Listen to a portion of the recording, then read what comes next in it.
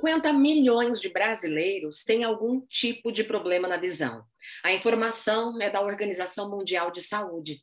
E você, sabe cuidar da saúde dos olhos? Vamos bater um papo hoje sobre esse assunto com a doutora Maria José. Tudo bem, doutora? Tudo bem. Bom dia. Tudo bom também, doutora. Deixa eu te falar primeiro, antes de começar o nosso bate-papo, eu quero fazer um elogio. Eu ouvi o seu podcast lá sobre o feminismo e olha, inspirador, viu? Obrigada. Fiz assim com muito gosto, com muita vontade de falar sobre isso. Eu percebi, ficou muito bom mesmo. Bom, para quem não sabe, a doutora fez uma participação no podcast do marido dela, né, o Amitié Talks, para quem quiser procurar aí. Bom, vamos lá, doutora. Quando é a hora de procurar um oftalmologista? Então, né, não existe dizer uma hora certa. A criança, desde o momento que ela nasce, ela já pode ter algum problema de visão. E hoje em dia é obrigatório nas maternidades fazer o teste do olhinho vermelho, que é o pediatra mesmo que faz, né? Com uma luzinha de um oftalmoscópio, ele verifica a transparência da córnea, visualiza o cristalino, aquele brilho vermelho que vem da retina tem que estar presente. Se houver dúvida, se às vezes acontece do pediatra ficar em dúvida, ele encaminha para o oftalmologista para verificar. O porquê desse exame tão precoce, né? Criança recém-nascida, é para afastar a possibilidade de catarata congênita, glaucoma congênito, qualquer coisa que tenha ocorrido durante a gestação, causando ali uma má formação.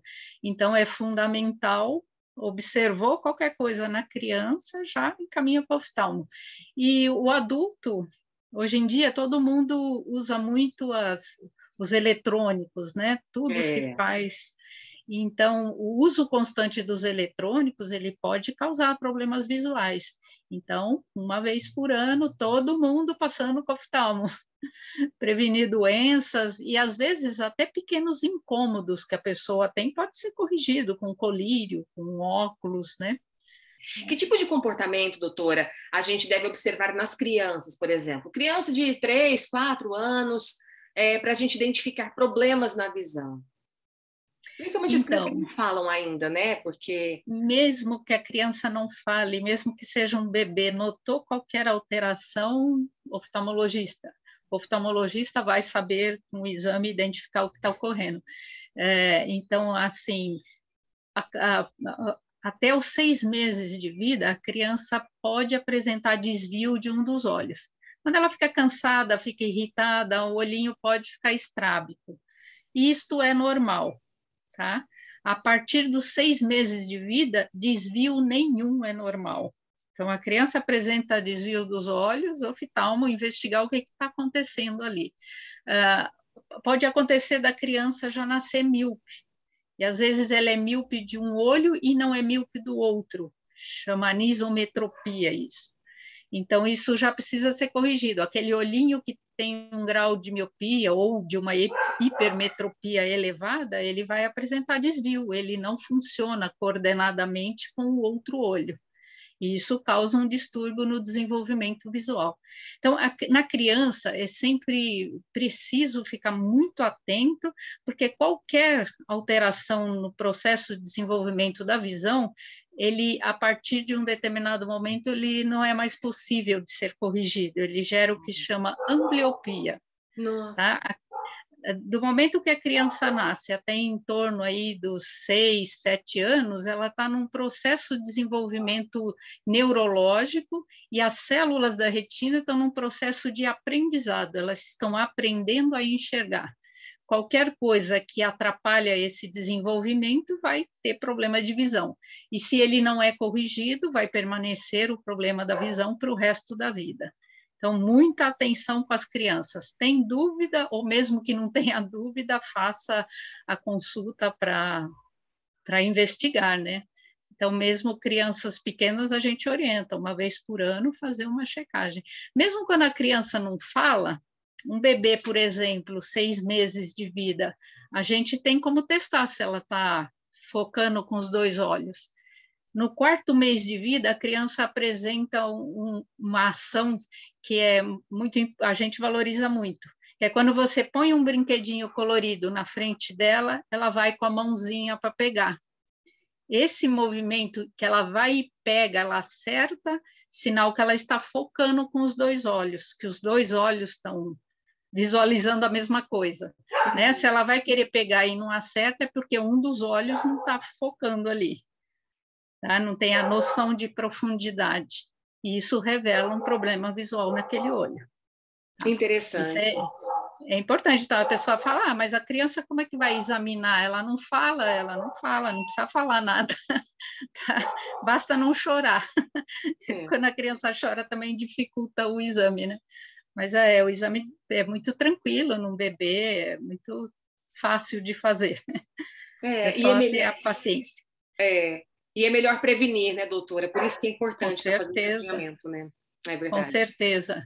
E a gente também se preocupa muito nessa fase de desenvolvimento, principalmente na criança entre os 3 anos e os 5 anos de idade, o aparecimento de tumor, né?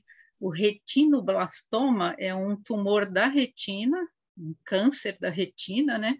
Que quando não detectado precocemente, quando não tratado, leva até a perda do olho. Às vezes é necessário extrair aquele globo ocular.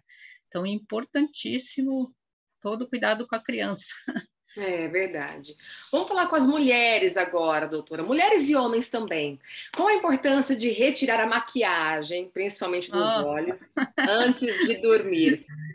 Nossa! Isso é uma coisa que a gente conversa bastante com as mulheres no consultório, né? A presença do pigmento da maquiagem é um produto químico. Se você vai dormir com aquilo nos olhos, pode soltar fragmento, entrar dentro do olho, aí causa uma irritação da conjuntiva, pode atingir a córnea, causa uma inflamação da córnea, que chama ceratite, pode até machucar a córnea mesmo, fazer uma úlcera de córnea, que é uma ferida, né? E essas são as coisas mais graves que podem acontecer, mas a presença da maquiagem, ela também já obstrui o poro das glândulas, então altera a lubrificação dos olhos, ela causa uma irritação permanente, às vezes, né? Uma blefarite, que é uma inflamação de glândulas da pálpebra. Então, vale a pena perder uns minutinhos ali antes de dormir, retirar toda a maquiagem, né? Os dermatologistas também recomendam que se retire a maquiagem, que é para os poros respirarem, ficarem limpinhos, evita acne, evita irritações da pele. Então, fundamental a higiene dos olhos. E hoje em dia também a gente observa muito as pessoas que têm colocado cílios postiços, né? E isso utiliza uma cola. E eu mesma já atendi várias vezes no consultório problemas na córnea, úlcera de córnea, ceratite, pela cola do cílio. Então, precisa muito cuidado. Onde se faz isso, o profissional precisa estar ciente do que está fazendo, precisa ser bem feito, né? Porque causa problemas visuais. A pessoa depois fica com um problema lá, irritando os olhos permanentemente, né? Doutora, agora, nesse papo aí de maquiagem, me veio uma dúvida pessoal, né? Tem mulheres que passam, por exemplo, o lápis, né? O lápis de olhos aqui na parte interna. Eu não passo porque me dá aflição. Mas faz mal, porque é um produto químico na parte interna. Quem faz isso, às vezes vai no oftalmologista e até faz a maquiagem. Né? A gente fala, você vai passar em consulta no oftalmo, não vá com maquiagem nos olhos, né?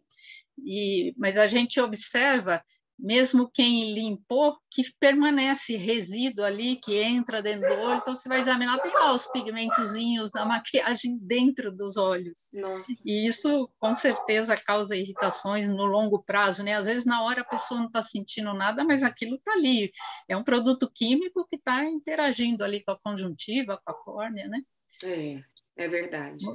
Minha avó sempre falava, para de coçar os olhos. Não é verdade que a gente deve evitar coçar os olhos? Não é evitar, é não coçar os olhos nunca. Olha. Não coçar os olhos nunca. O atrito que você faz quando esfrega o olho, você está fazendo um atrito na córnea, que é uma membrana muito delicada, ela é muito fina, né?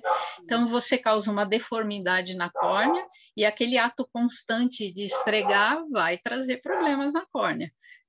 O uso constante de ficar coçando os olhos, ele pode causar o desenvolvimento mais acelerado de miopia, ele pode causar astigmatismo e o pior de tudo, ele pode causar uma doença da córnea que chama ceratocone. É uma deformidade da córnea, a córnea fica bicuda, forma um bico no centro da córnea, né? E isto causa uma distorção de imagem, causa problema de visão, é uma doença mesmo. Está muito relacionada com isso já desde a infância, né, com crianças que têm rinite alérgica. A rinite alérgica geralmente também provoca coceira nos olhos, a conjuntiva é afetada por essa alergia. Então a criança está toda hora esfregando os olhos, toda hora fazendo aquele atrito e a córnea dela vai se desenvolvendo de forma anormal. Então, vai ter... O que fazer, doutora? Quando deu aquela crise de rinite, os olhos começaram a coçar. O que faz? Então, no caso específico das alergias, a gente tem que tratar a alergia. É preciso ter um acompanhamento de um alergista, de um imunologista, e identificar o que causa a alergia. Porque a gente trata a alergia no olho, mas cada vez que a criança, no caso, tem contato com o alergeno, aí vai desencadear tudo de novo, né? Então, sempre procurar evitar a causa da alergia. Mas a coceira nos olhos, ela acontece por outras causas que não são alérgicas. Por exemplo, a pessoa que trabalha o dia inteiro no computador, aquela quantidade de horas que ela fica ali olhando a tela, diminui o reflexo de piscar e causa um ressecamento da córnea. Esse ressecamento, no fim do dia, o olho está vermelho, o olho está ardendo, e a pessoa nem percebe, está lá, esfregando o olho, né? Então, precisa corrigir sempre a causa. Vamos falar sobre os óculos de sol, doutora. Eu tenho um filho mais velho, ele tem 13 anos e ele tem os olhos claros. Eu não sei se isso afeta ou não, se vai tirar aí a dúvida. E toda vez que a gente sai cedinho, né, vou levá-lo na escola, ele fala, nossa, os meus olhos não incomodam, mas ele fala, mãe, tá muito forte, eu não consigo abrir meus olhos, né? Aí eu falei, apaga essa luz. Eu vou comprar óculos de sol para você. E aí, doutora, ajuda mesmo? Ajuda muito.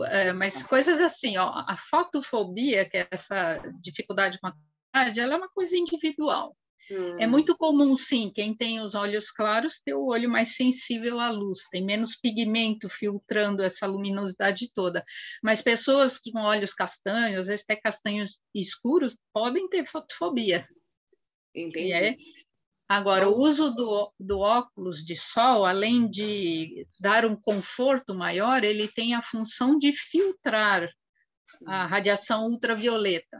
Essa radiação ultravioleta, ela prejudica a retina, ela acelera o desenvolvimento de catarata, ela causa pterígio, que é aquela membranazinha que cresce no canto do olho, que às vezes vai invadindo a córnea. É muito comum a gente ver isso pelo excesso de sol que a pessoa toma direto nos olhos. Então, o uso de óculos de sol tem indicação, sim, mesmo na criança. Hoje em dia a gente recomenda, vai para a praia, vai para a piscina, a criança deve usar a proteção e óculos de boa qualidade, né? Lógico. Não pode... não vale comprar falsificado.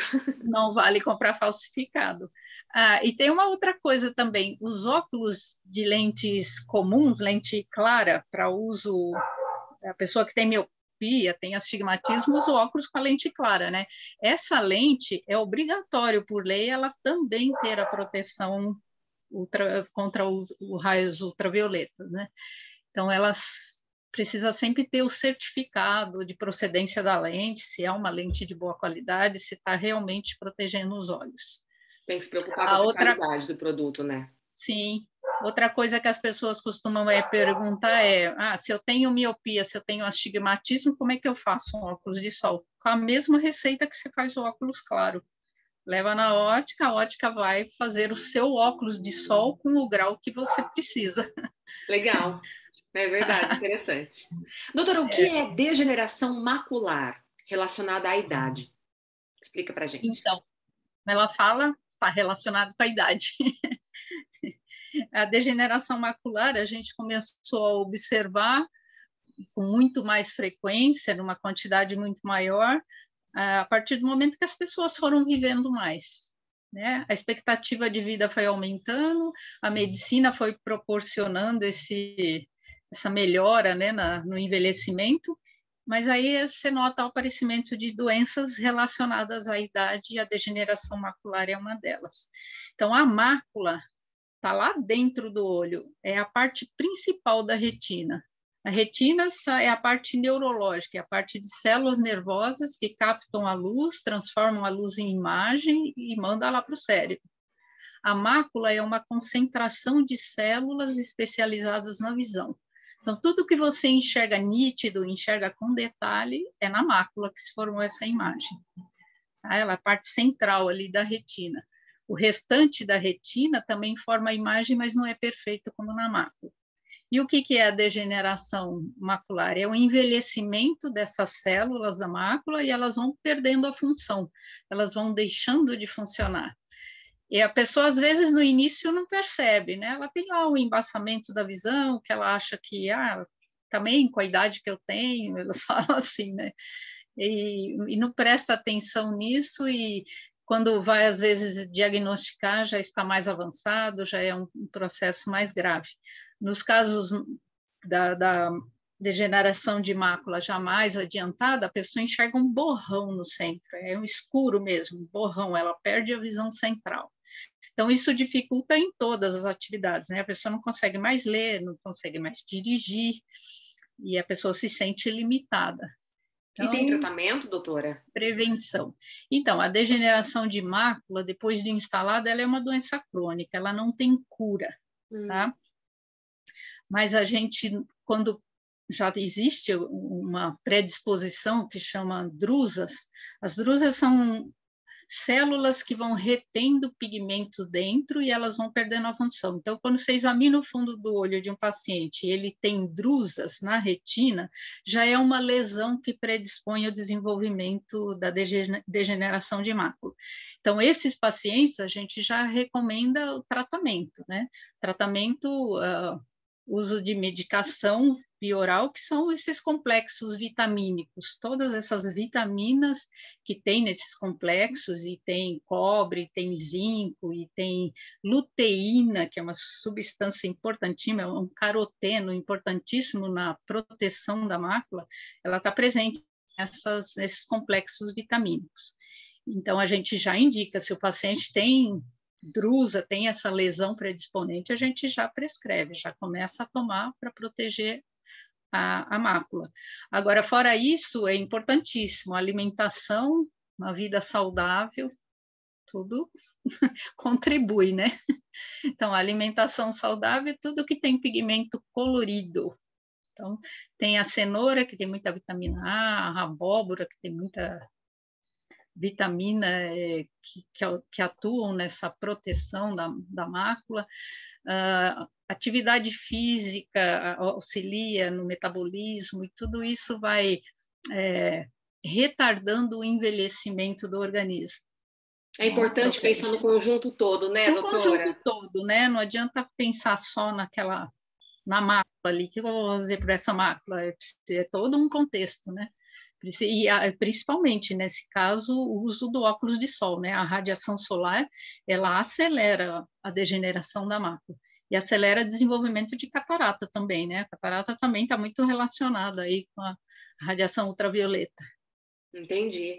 Doutora, a senhora comentou sobre as vitaminas, né? É verdade que a vitamina A é uma das mais importantes para a saúde dos olhos?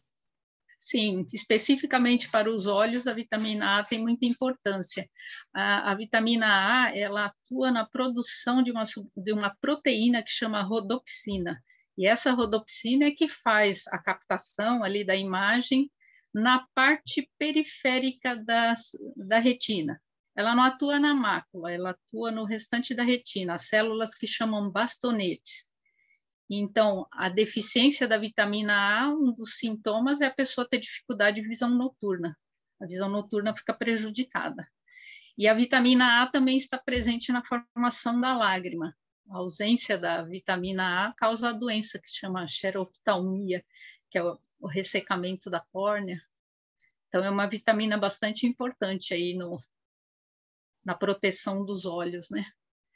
Muito interessante, doutora. Vamos falar sobre o ômega 3. Vamos agora sobre mitos ou verdades, né? O ômega 3 tem propriedades anti-inflamatórias que podem contribuir aí na prevenção da retinopatia diabética, doutora? Então, vamos falar primeiro da retinopatia Vamos. diabética? Vamos lá. Porque senão eu falo retinopatia diabética e as pessoas, mas o que é Que isso, é né? isso, né? O que é isso? Então, diabetes é uma doença que está muito difundida, é grande o número de pessoas, a população de um modo geral, que são portadoras de diabetes, que também é uma doença que não tem cura, é preciso tratamento constante, tratamento o resto da vida. Então, o que acontece? Especificamente falando da retina. A taxa alta de açúcar no sangue, ela causa uma reação inflamatória na parede dos vasos. E os vasos menores, no início, eles vão rompendo, eles vão causando pequenas hemorragias no fundo do olho. Então, se a pessoa, às vezes, é diabética e não é diagnosticada, ela não trata, aquilo vai evoluindo, é um processo evolutivo.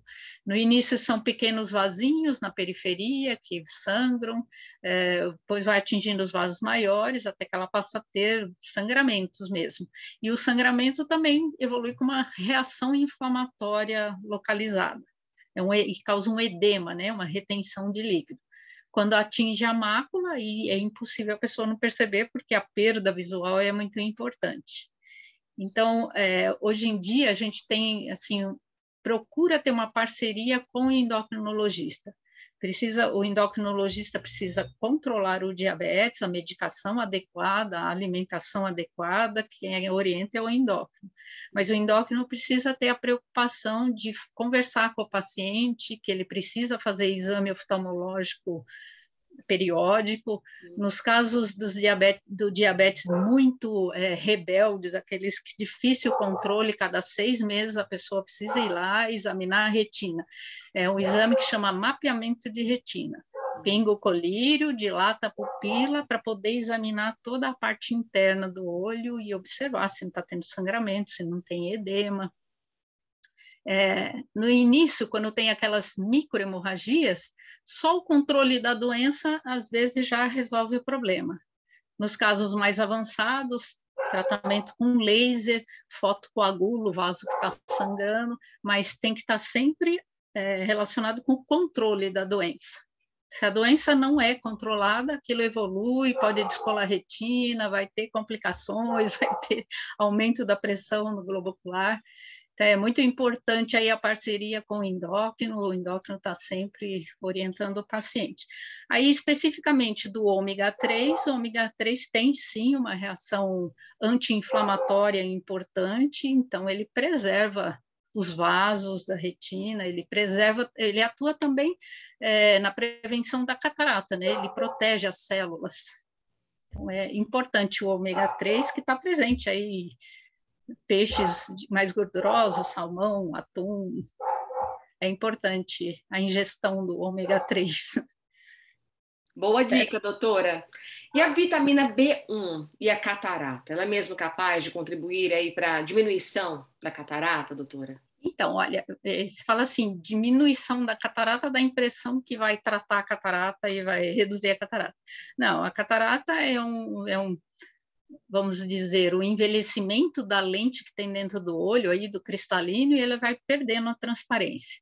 Então, algumas doenças como o diabetes acelera o desenvolvimento da catarata, a radiação ultravioleta acelera o desenvolvimento da catarata, mas uma vez que ela está instalada, não tem uma medicação que vai falar, vai tratar a catarata, vai diminuir, não. A vitamina B1 tem sim importância na preservação da estrutura do cristalino, mas ela não trata a catarata, ela previne.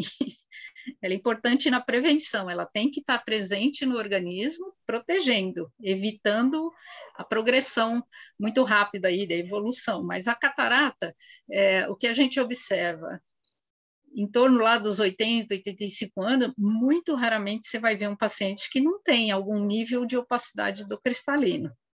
Tá? Aí as pessoas falam, e o tratamento? Tratamento sempre cirúrgico, sempre. Não tem outra forma de tratamento da catarata. Então, a cirurgia é retirada esse cristalino que está opaco e é implantado um cristalino artificial, uma lente intraocular, que hoje em dia é muito bom, né? Porque essa lente que é implantada, ela já corrige miopia, astigmatismo, e existem as lentes multifocais, que quando é implantado, o paciente, depois que opera, não precisa nem óculos para leitura. Então, a estrutura do globo ocular estando saudável, a retina dele estando boa, você tira a catarata e a visão volta ao normal. Isso é importante o paciente saber. Aí o paciente, mas quando que tem a indicação da catarata? Quando estiver atrapalhando as suas atividades diárias. Um paciente que já tem dificuldade para dirigir, e principalmente à noite, ele não precisa ficar esperando a catarata piorar, chegar a um nível que ele não está enxergando, ele já pode operar. Um paciente que utiliza muito a visão de precisão, um artesão, um dentista, por exemplo, que precisa precisão ali, ele não vai esperar a catarata dele evoluir a ponto de comprometer as atividades dele. Está atrapalhando, tira, opera, tranquilo. E a vitamina B1 protege, sim, o cristalino e é importante. Não cura a catarata, mas previne. Tá. Interessante, doutora. E o zinco? Traz algum benefício aí para a saúde dos olhos? Vamos falar junto aí, o zinco, o manganês, todas essas substâncias minerais, elas atuam na formação de proteínas, de vitaminas, elas sempre protegem a retina, sempre protegem o cristalino, então todas elas são importantes na prevenção de doenças oftalmológicas. Todas. E aí tem os carotenos também, né? Zeaxantina, luteína, importantíssimas para a mácula, para a preservação da mácula. Aí as pessoas falam assim, então vamos começar a tomar complexos vitamínicos. Não há problema, principalmente se a pessoa sente que ela não tem uma alimentação apropriada, que faltam ali por diversas razões, né, a ingestão de determinados alimentos, ela pode complementar com esses complexos vitamínicos, sim, sem problema. É sempre bom ter a orientação de um médico, né? No paciente, depois dos 60 anos, é sempre bom ter o acompanhamento de um geriatra que vai ver o organismo como um todo e vai ver qual é o complexo vitamínico mais adequado. Mas é importante que esses complexos vitamínicos tenham essas substâncias que protegem os olhos, aí, luteína, zeaxantina, que chama. Muito boa dica, viu, doutora? Bom demais mesmo. Sabe uma coisa que eu percebi? Parece que eu tô com 40 anos e de uns meses para cá eu fui ler rótulo de shampoo e parece que ficou mais difícil. Meu Deus! Eu tô assim, vai ficando mais difícil mesmo. Depois dos 40 anos, também está relacionada lá com a lente, que chama cristalina, ela vai perdendo a elasticidade dela. Então, a pessoa vai perdendo a capacidade de acomodação da visão de perto. Tá. No início, a pessoa é meio que não percebe, né? Ela afasta um pouquinho para entrar no foco, estica o braço, procura onde tem mais luz. Né? Isso é um processo, isso é progressivo, né? Então chega um determinado momento que não adianta esticar o braço, que não adianta ir ler lá fora no sol, que não foca, né? E aí é óculos, né? É o óculos, chama presbiopia. Presbiopia. Chegou minha hora, doutora. Em torno dos 40, 42 anos aí vai aparecer e tem alguns felizardos que demoram um pouquinho mais, chega a 47, 48, mas precisa de um óculos para corrigir, a solução é fácil. Doutora, para a gente finalizar, bate-papo que foi interessantíssimo. Nossa, foi uma aula muito boa. Posso falar de uma coisa que eu acho muito importante? Claro, claro, deve. Uso de colírios. colírios, não, pelo amor de Deus, não coloque nos seus olhos qualquer colírio. Às vezes a pessoa está com uma irritação lá, sentiu que o olho está seco, o olho está um pouco vermelho e vai lá e põe um colírio. E você não sabe, a pessoa não sabe que colírio é aquele, tá? Então, muitos colírios acabam agravando os problemas aí, eles causam irritação na córnea. Alguns colírios estão contraindicados para pessoas que têm problema cardíaco, ela pode causar taquicardia, ela pode causar bradicardia, né, que é diminuição dos batimentos. Colírios com corticoide pode acelerar o desenvolvimento de catarata e o pior de tudo, pode causar o glaucoma, uma doença gravíssima dos olhos, que leva à cegueira permanente pelo aumento da pressão no globo ocular. Então, nada de pingar colírio com corticoide sem orientação médica, nada de usar antibiótico nos olhos se você não está tratando uma infecção bacteriana, porque é produto químico, altera a estrutura da córnea, altera as células da córnea. Essas medicações, elas são reabsorvidas para o restante do organismo. A pessoa acha que pingou a gotinha no olho que ficou só ali, não. Né? O canal lacrimal tem comunicação com a garganta, com a orofaringe, isso entra para a corrente sanguínea, pode causar outros problemas. Então, nada de usar colírios sem orientação médica, e o pior, os colírios, depois que são abertos, o próprio fabricante vem escrito na bula, 30 dias você pode usar aquilo, passou dos 30 dias, perdeu a eficácia, alterou a estrutura da composição química do colírio, então você está pingando uma medicação que às vezes nem tem indicação para aquilo e o próprio colírio está agravando os problemas. É perigoso, né, doutora? Muito. Perigoso. Tá? Colírio aberto, passou 30 dias, joga fora, que é para não ter o perigo de usar. E os colírios sempre com orientação do oftalmologista. Tá? Ai, doutora, que aula boa, viu? Tem mais algum recadinho para a gente finalizar? Mais alguma orientação? Não tem... a importância do exame periódico, tá? Por que é importante? Detectar doenças que podem ser prevenidas, que podem ser diagnosticadas precocemente e, quando tratadas, preservam a visão da pessoa, e o glaucoma é o mais grave deles. O glaucoma é a pressão alta no globo ocular, tá? Não tem relação com pressão arterial. Entendi. A pessoa, mas a minha pressão é normal. Não tem nada a ver com a sua pressão arterial. É a pressão do globo ocular, a pressão interna. Então, no exame, uma consulta comum, o oftalmologista vai olhar o fundo do olho, vai ver se o nervo óptico está saudável, vai medir a pressão do globo ocular e vai afastar qualquer possibilidade da pessoa ter glaucoma. Pessoas que têm familiares com glaucoma precisa ter mais cuidado ainda. É uma doença hereditária. Se o pai ou a mãe tem glaucoma, a pessoa precisa ter mais cuidado, mais frequência no oftalmologista, detectar precocemente para evitar perda de visão. Doutora, de novo, muito obrigada, viu, por ter aceitado o convite para esse bate-papo e, assim, informações valiosíssimas, viu? Volte mais vezes. É muito bom a gente falar de prevenção. Prevenção a grande sacada. É verdade. Como diz o ditado, né? Melhor prevenir do que remediar. Com certeza. Doutora, e foi um prazer participar. O prazer foi todo meu. Um beijo. Um beijo.